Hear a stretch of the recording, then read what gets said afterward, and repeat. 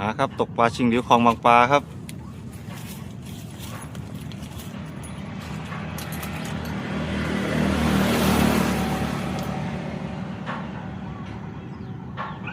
ปลายบ้านน้ำแห่งสุวรรณแห้งว่าคลองสุขุมวิทสูบ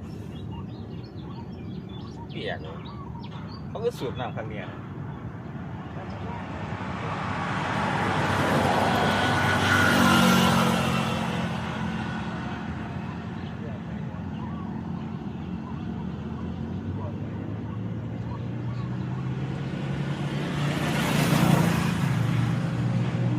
ก็พี่บอยว่า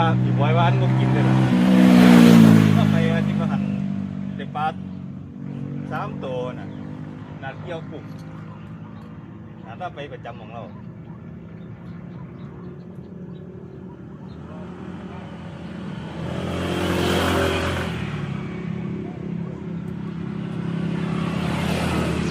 โดน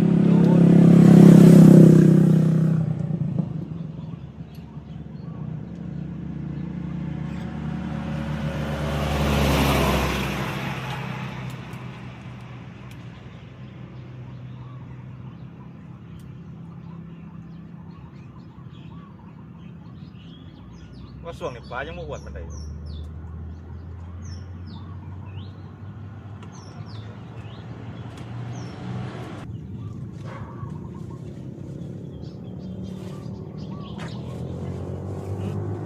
ตัวใหญ่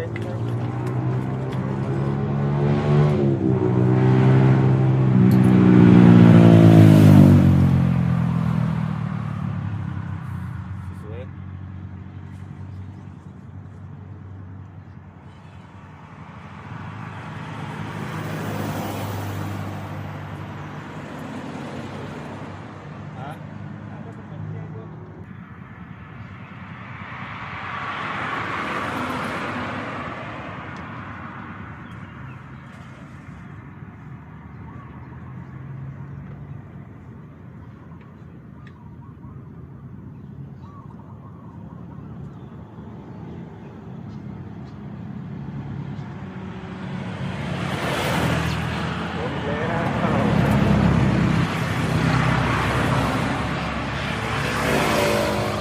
ใส่ปลาเกลือ